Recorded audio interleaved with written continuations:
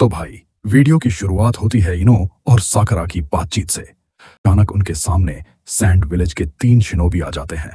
उन्हें देखते ही साकरा थोड़ी चौंक जाती है, क्योंकि उसे पुरानी बात याद आ जाती है जब डेजर्ट में वही सैंड वाली लड़की उसकी मदद कर रही थी और उसका इलाज किया था। सैंड टीम की लड़की शांत आवाज में कहती है कि अगर वे अपना स्क्रॉल दे दें तो बदले में उन्हें पानी, आराम और मेडिकल ट्रीटमेंट मिल सकता है। सुनने में तो यह ऑफर अच्छा लग रहा था, लेकिन इन्हों को उनकी बात बिल्कुल पसंद नहीं आती। वह गुस्से में बोलती है कि उन्हें किसी की मदद की जरूरत नहीं है, क्योंकि वे खुद मेडिकल निंजा हैं। चौजी भी बीच में बोल पड़ता है और कहता है कि किसी ने ये नहीं कहा कि यहाँ का पानी सिर्फ उन्हीं का है। साकरा भी साफ साफ बोल देती है कि उन्हें सिर्फ पानी चाहिए, बाकी किसी एहसान की जरूरत नहीं है। अब माहौल पूरी तरह गर्म हो चुका था और इन्हों तुरंत कुनाई निकालकर हमला करने दौड़ पड़ती है, लेकिन सामने वाला जादूगर टाइप शिनोबी अपने सैंड फॉर्मेशन जुत्सु का इस्तेमाल करता है और इनो को जोरदार तरीके से दूर फेंक देता है। बेचारे की हालत खराब हो जाती है। वो जादूगर मजाक उड़ाते हुए कहता है कि बिना सोचे समझे हमला करने का यही नतीजा होता है। तभी सैंड वाली लड़की बोलती है कि उसने सोचा था कि लीफ विलेज की टीम में 2 मेडिकल निंजा हैं, तो शायद वे काफी मजबूत होंगे, लेकिन अभी तक तो वे बहुत कमजोर लग रहे हैं।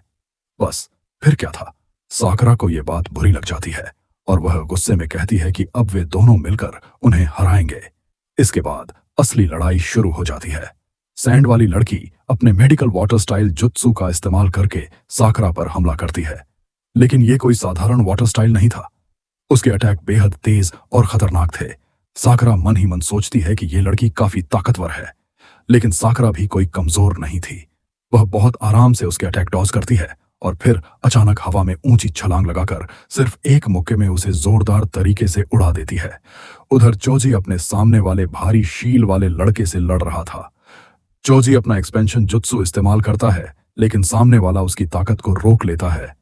चोजी हैरान हो जाता है कि इतनी भारी शील को कोई इतनी आसानी से कैसे संभाल सकता है, लेकिन चोजी हार नहीं मानता। वह पूरी ताकत लगाकर एक जबरदस्त पंच मारता है और सामने वाला लड़का दूर जाकर गिरता है। अब दोनों घायल शिनोबी फिर से एक साथ खड़े हो जाते हैं और तभी पीछे से उनका तीसरा साथी आता है, वही काला जादूगर। वह अपना अजीब जुत्सु इस्तेमाल करता है और दोनों को इनविजिबल बना देता है। अब हालत और भी खराब हो जाती है, क्योंकि साकरा और चोजी को दुश्मन दिखाई ही नहीं दे रहे थे। अचानक इधर उधर से हमले शुरू हो जाते हैं और दोनों को समझ नहीं आता कि क्या करें। साकरा तुरंत चोजी के पास जाती है और कहती है कि अगर वे अलग अलग रहे तो दुश्मन आसानी से उन्हें हरा देंगे, इसीलिए उन्हें साथ रहना होगा। इसी बीच हमें इनो का फ्लैशबैक दिखाया जाता है। उसमें वह अपने माइंड ट्रांसफर और सेंसरी जुत्सु की ट्रेनिंग कर रही होती है। शिकामारू और चोजी उसके साथ होते हैं। इनो कहती है कि शायद वह चुनिन एग्जाम तक इस जुत्सु को पूरी तरह मास्टर नहीं कर पाएगी, लेकिन चोजी उसे हिम्मत देता है और कहता है कि उसकी सेंसरी पावर भी काफी काम की है।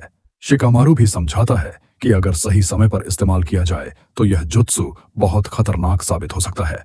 वर्तमान में वापस आने पर इनो की हालत खराब होती है, लेकिन फिर भी वह हार नहीं मानती। वह दुश्मनों की चक्रा सिग्नेचर महसूस करना शुरू करती है और साकरा चोजी को उनकी लोकेशन बताती है। अब दोनों दुश्मनों के अटैक से बचने लगते हैं, लेकिन तभी दुश्मन एक बैरियर बना देते हैं जिससे इनो की सेंसरी पावर ब्लॉक हो जाती है। इसी दौरान हमें सुनाडे और इनोजी की बातचीत दिखाई जाती है। इनोजी अपनी बेटी को लेकर काफी चिंतित थे। उन्हें लगता था कि इनो हर चीज सीखना चाहती है, लेकिन किसी एक चीज में पूरी तरह मास्टर नहीं बन पा रही। सुनाडे उन्हें समझाती है कि इनो में बहुत टैलेंट है और उसे सिर्फ खुद पर भरोसा करने की जरूरत है।